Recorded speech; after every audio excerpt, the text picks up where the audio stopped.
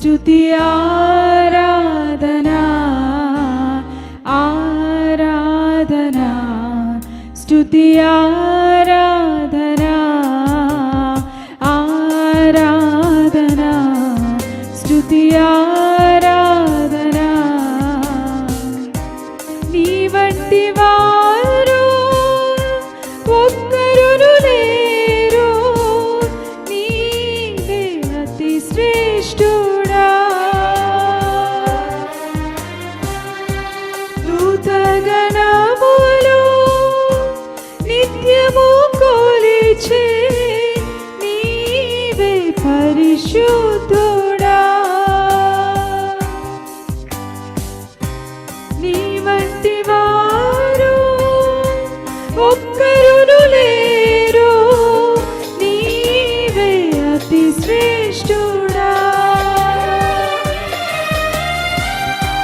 దూతగణములు నిత్యము కొలిచే నీవే పరిశుద్ధుడా నిన్న నేడు మారని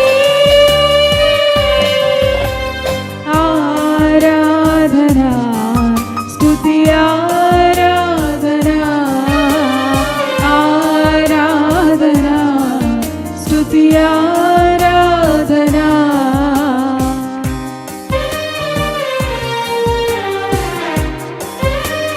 నీకు ఆరాధన స్వామి అయా అబ్రహాము ఇస్సాకు ఇచ్చిన ఆరాధన నీకే యేసయ్యా రాళ్లతో చంపబడిన స్టెఫను వలె ఆరాధన రాజా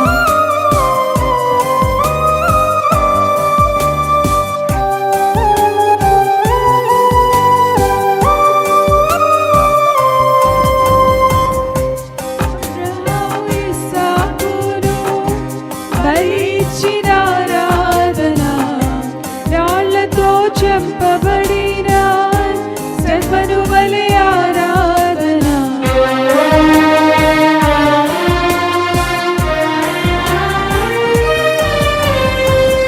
అబ్రహాము ఇస్సాకును బలి ఇచ్చిన ఆరాధన రాళ్లతో చంపబడిన స్టెఫను వలె ఆరాధన ఆరాధన స్తుతి ఆరాధనా ఆరాధనా స్తుతి ఆరాధనా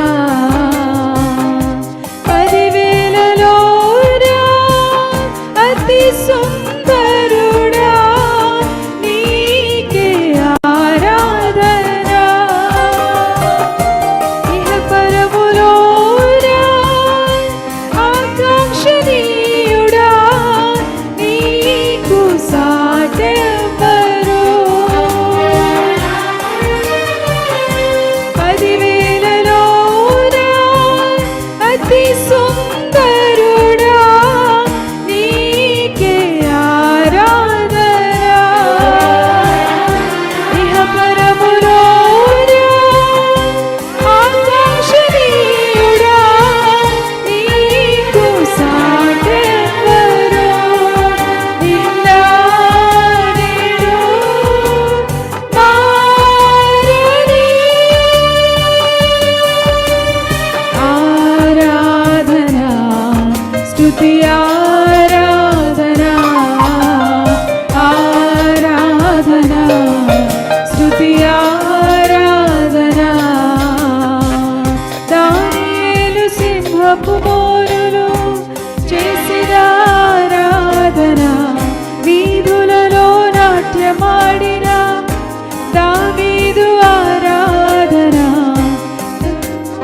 సింహపు బోరులో చేసిన ఆరాధన వీధులలో నాట్యమాడిన దావీదు ఆరాధన ఆరాధన స్తుతి ఆరాధనా ఆరాధనా స్తుతి ఆరాధనా ఆరాధనా స్తుతి ఆరాధనా ఆరాధనా స్తుతి స్తుతి ఆరాధనా.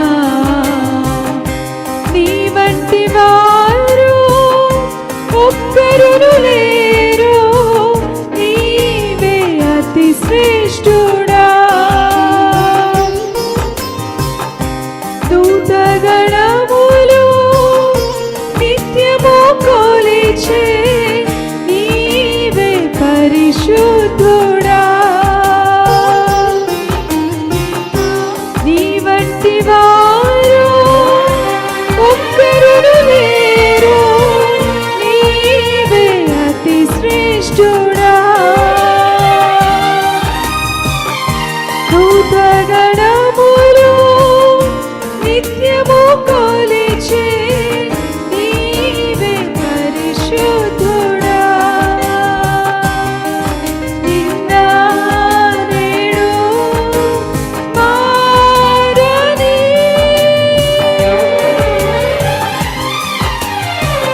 ఆరాధనా, స్తుతి ఆరాధనా, ఆరాధనా, స్తుతి ఆరాధనా,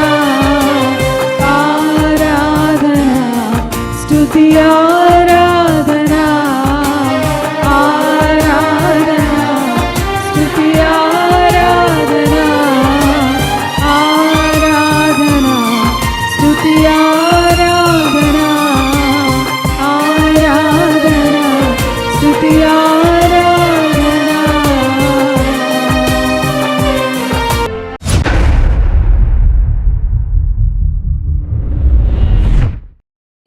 యోవేలు యొక్క ప్రవక్త ద్వారా చెప్పబడిన సంగతి ఇదే. ఏమనగా, అంత్య దినముల యందు నేను, చూడు, అంత్య దినముల యందు మనుషులందరి మీద నేనేది కుమ్మరిస్తా? ఆత్మను కుమ్మరిస్తా. మీ కుమారులు మీ కుమార్తెలు ప్రవచిస్తారు, యవనులకు దర్శనాలు వస్తాయి, మీ వృద్ధులంతా కళ్ళు కంటారు. చూడు, బాగా మనం అర్థం చేసుకోవాలి. ఇప్పుడు మనం ఏ దినాల్లో ఉన్నాము? అంత్య దినములు. అంటే ప్రభువు వచ్చేటువంటి రోజుల్లో మనం ఉన్నాం. మనము చనిపోయే రోజుల్లో మనం ఉంటున్నాం. మనము చనిపోయే రోజుల్లో ఉన్నాం. అందుకే ఇది అంత్యదినం. ప్రభు వచ్చే రోజుల్లో ఉన్నాం, అందుకే ఇది అంత్యదినం. ఈ అంత్యదినములలో దేవుడు ఎవరి మీదకి అంటున్నాడు? అందరూ. మళ్ళీ దాంట్లో ఎస్పెషలీ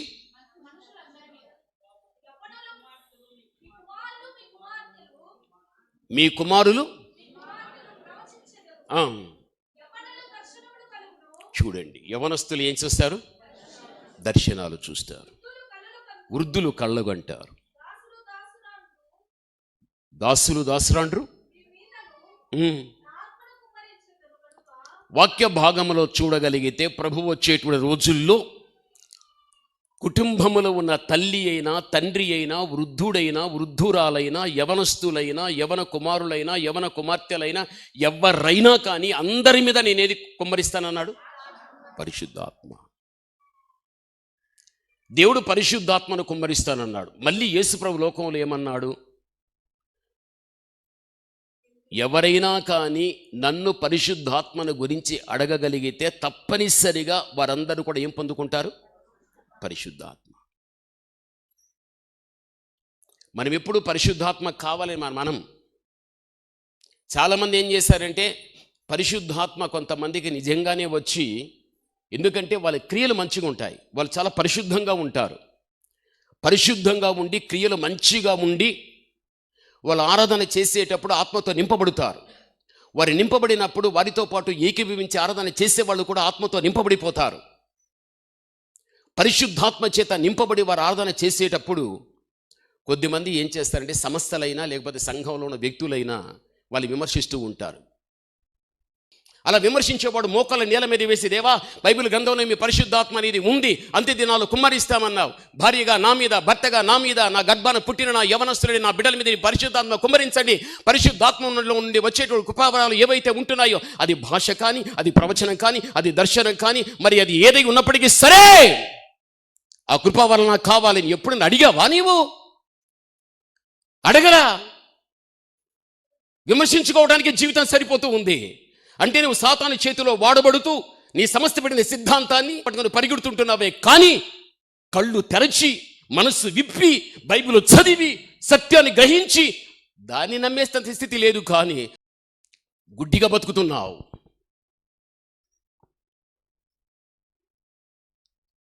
ప్రభునందు ప్రియమైన వాళ్ళారా, బైబిల్లో భాషలు ఉన్నాయి, బైబిల్లో ప్రవచనాలు ఉన్నాయి, బైబిల్లో దర్శనాలు ఉన్నాయి, అన్య భాష ఉంది, దేవదూతల భాష ఉంది. దాన్ని లేదని విమర్శించేవాడు ఎందుకు ఎత్తుకుంటారు? బైబిల్ ఎందుకు మోస్తారు? అన్నీ ఉన్నాయి, అయినా కూడా లేవు, అవంతా కాదు. ఈ తెగవారిని చాలామంది సైతాన్ని ఏర్పాటు చేసుకొని పరిశుద్ధాత్మ ద్వారా బోధించేవారు, పరిశుద్ధాత్మ ద్వారా ఆరాధన చేసేవారు, పరిశుద్ధాత్మ ద్వారా ప్రవచించేవారు, పరిశుద్ధాత్మ ద్వారా భాషలు మాట్లాడేవారు, పరిశుద్ధాత్మ ద్వారా అద్భుతమైన కార్యాలు చేసేవారు లోకములో ఎంతోమంది నిండుకుని ఉంటున్నారు. నువ్వు రుచించలా, నువ్వు నమ్మలా, అనుభవం కావాలని నువ్వు కోరుకోలేదు. అందుకే నీవు ఎవరో చెప్పింది విన్నావు, కానీ నీ బుద్ధి కాదది, నీ జ్ఞానం లేదు, నీ తెలివిని ఖర్చు చేయలా. నీవు ఎవడో చెప్పింది వినుకొని అదే కరెక్ట్ అని చెప్పని దానికి చేసుకుంటూ వెళ్ళిపోతున్నావు. తప్పు చేస్తున్నావు. ఇకనైనా మనం మార్పు చెందాలి. బైబిల్ ఏం రాస్తాడు?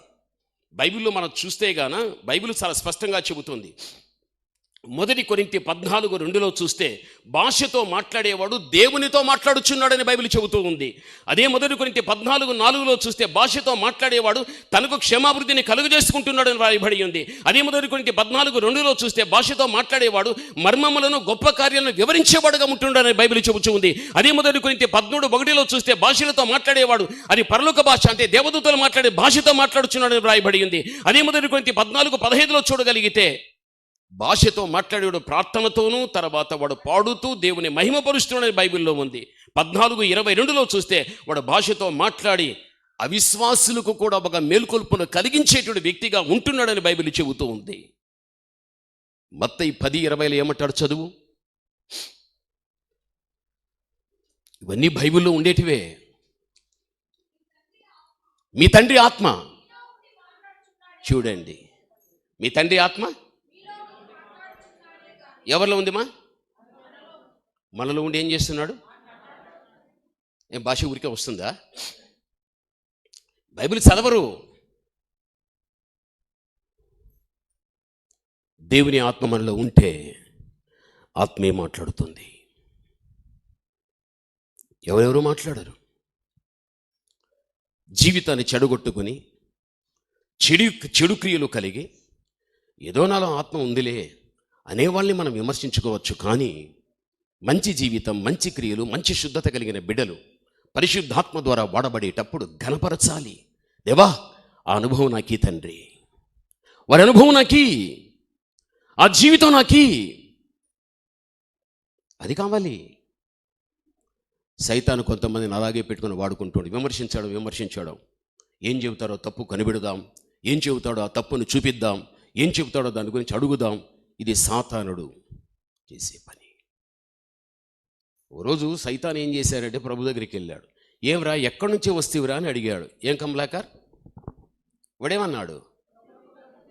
అటు.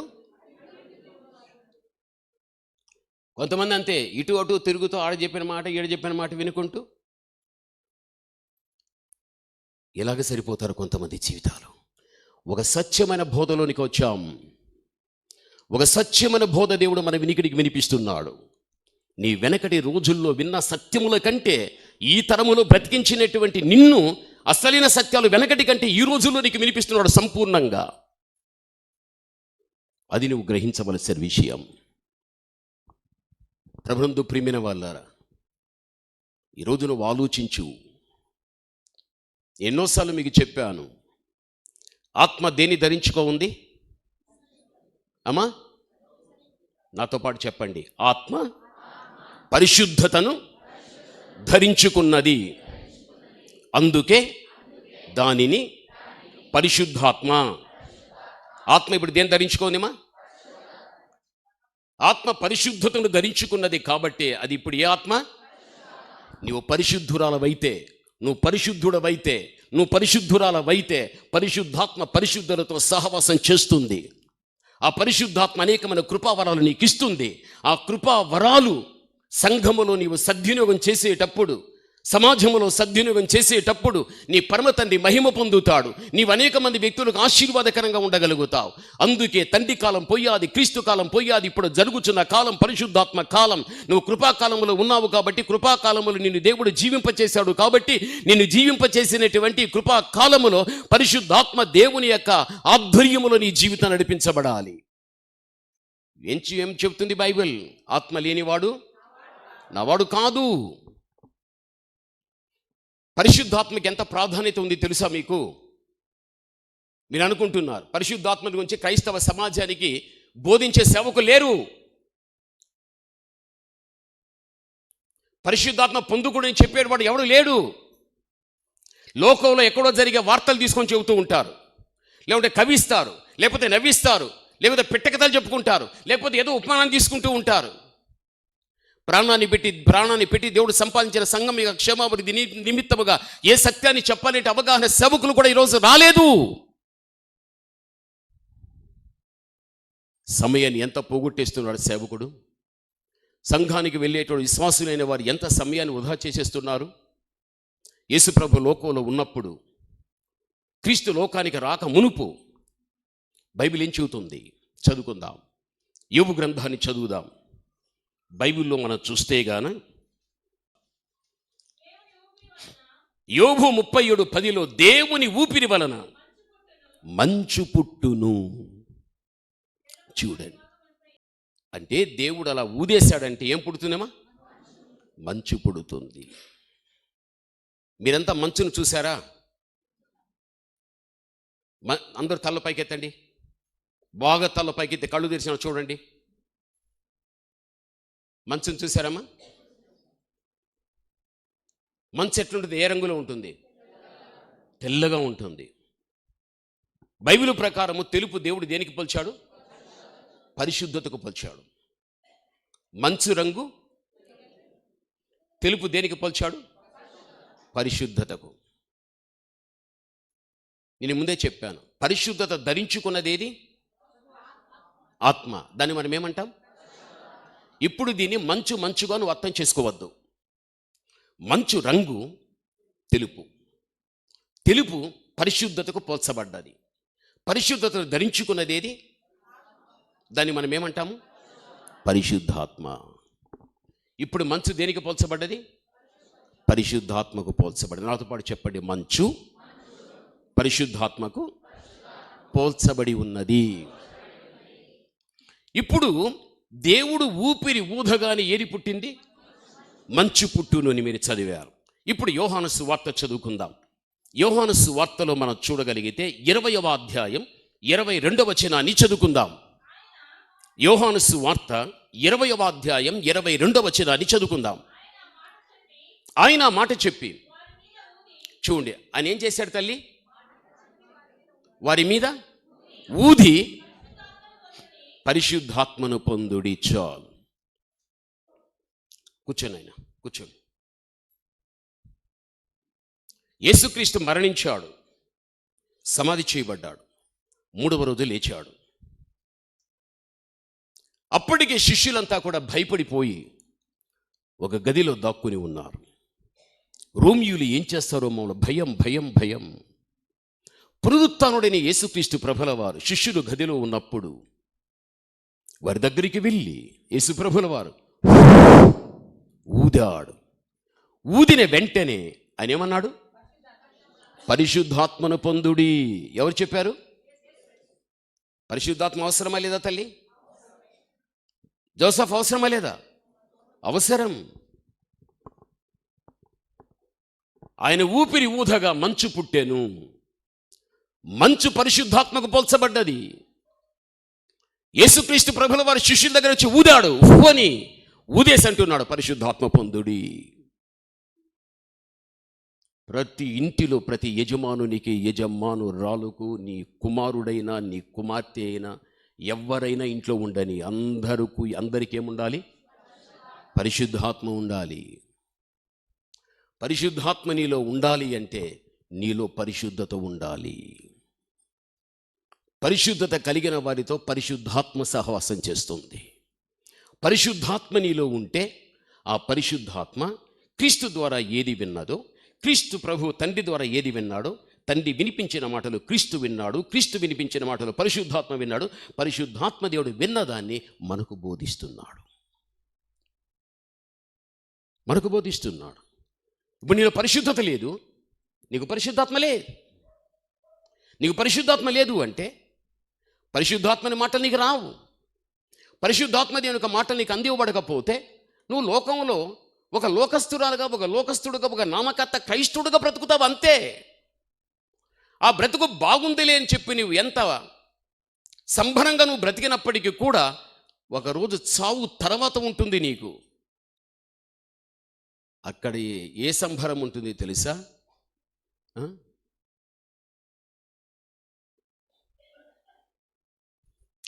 మన పాస్టర్లకు నేను చెప్తాను, నాయనా ఈ సినిమాలో నువ్వు చూసావు కదా, ఆడవాళ్ళు కానీ మగవాళ్ళు కానీ ఏమి ఎగురుతూ ఉంటారో. నాయనా నువ్వు చూసావైతే వాళ్ళు ఎగిరేది? దేవుళ్ళు లేనప్పుడు చూశాను. దేవుళ్ళకి వచ్చిన తర్వాత అడుగుతామా, ఎందుకు మా ఎగురుతారు వాళ్ళంతా అట్లా? చెప్పండి. మా జీవా చెప్తున్నాడు, ప్రాక్టీస్ అదంతా కూడా ఇక్కడ ప్రాక్టీస్ చేస్తున్నారు. ఎగరడము, దూకడము, శరీరం అంతా కదిపించడము, మెలికలు తిరగడము. ఎందుకంటే ఇక్కడ ట్రైనింగ్ ఇది. నరకంలో పడితే ఊరికే ఉంటాడు, చల్లగా పండుకుంటాడు బెడ్ మీద ఏసీలో. సువాసిని పండుకుంటారమ్మా? నరకంలో మనకు ఏసీ రూమ్ ఇస్తారా? ఒక చూపుడు వేలుతోనే నువ్వు నిప్పును ముట్టుకుంటే కాళ్ళు ఎగిరిపోతాయి, అయ్యోని కేకేస్తావు, పరిగెడతావు. చిన్న నిప్పు మొత్తముగా నీవు దేహం మొత్తముగా నీవు అక్కడ పడ్డావు అనుకోగాక అగ్నిలో ఎలా ఉంటుంది? అందుకే సినిమాల్లో ఆ ఎగిరేది, అరిసేది, పాడేది, దూకేది ఇదంతా ట్రైనింగ్ వాళ్ళకి. ఎందుకంటే ఇలా ఎక్కడికి? ప్రపంచంలో చెదిరిన ప్రజలు నాశనం పాడైపోవటానికి కారణమేమో ఇప్పుడు అవే. తిట్టుకోవడం, కొట్టుకోవడం, చంపుకోవడం, వ్యభిచారాలు, తాగుడు, ఇవన్నీ చూపిస్తారు దాంట్లో. ఏది చూస్తున్నాడో, ఏది వింటున్నాడో, ఏది గ్రహిస్తున్నాడో అవన్నీ వాని నిజ జీవితంలోకి వచ్చేస్తున్నాయి ఈరోజు. అందుకే సాతాను ఈ రోజున లోకములో వాటిని పెట్టి వాటిని బ్రతకరిచ్చి ఎంత పాడు చేయాలో చెయ్యండ్రా అని చెప్పనేసి వారికి అనుమతి ఇచ్చేశాడు. మనము దేవుని బిడ్డలం. అలాంటి వాటి నుంచి మనం తప్పింపబడటానికే తండ్రి మాటలు విన్నాడు క్రీస్తు. విన్న మాటలు పరిశుద్ధాత్మనికి చెప్పాడు. పరిశుద్ధాత్మ దేవుడు మనకు బోధిస్తున్నాడు. ఆత్మ ద్వారా బోధింపబడే ప్రతి మాటని వినగలిగితే నువ్వు మంచిదని అవుతావు, నువ్వు మంచివాడు అవుతావు. పరిశుద్ధాత్మ ప్రమేయం లేకుండా నేనుగా, మేముగా అని అనుకుంటేవో అనుకో, అది నీ కర్మ. బైబిల్ ఏమన్నది? నా ఆత్మ లేనివాడు నావాడు కా. పరిశుద్ధాత్మ లేని కుటుంబాలు ఎన్ని, పరిశుద్ధాత్మ లేని సంఘాలు ఎన్ని, పరిశుద్ధాత్మ లేని క్రైస్తవ సమాజాలు ఎన్ని, పరిశుద్ధాత్మ లేని వ్యక్తులు ఎంతమంది ఉంటున్నారు? పరిశుద్ధాత్మని గురించిన అవగాహన లేదు. అందుకే ప్రభు అన్నాడు, ఆయన ఊపిరి వలన మంచు ఎలా పుట్టిందో, మంచుకు పోల్చబడిన పరిశుద్ధాత్మ పునరుత్థానుడైన తర్వాత వారి మీద ఊదాడు. పరిశుద్ధాత్మ పొందండి, అదే మీ ఆదరణకర్త, మిమ్మల్ని ఆదరిస్తుంది. బైబిల్ చెబుతుంది. పరిశుద్ధాత్మ చేసే ఇంకో ముఖ్యమైన పని ఏంటి తెలుసా? అది చేసిన పని అదే రోమా 8:11 వచనాన్ని చదువుకుందాం. రోమా 8:11 చదువుకుందాం.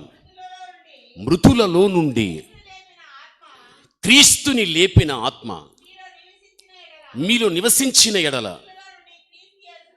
మృతులలో నుండి క్రీస్తు యేసుని లేపినవాడు సావునకు లోనైన మీ శరీరాలను కూడా మీలో నివసించుచున్న.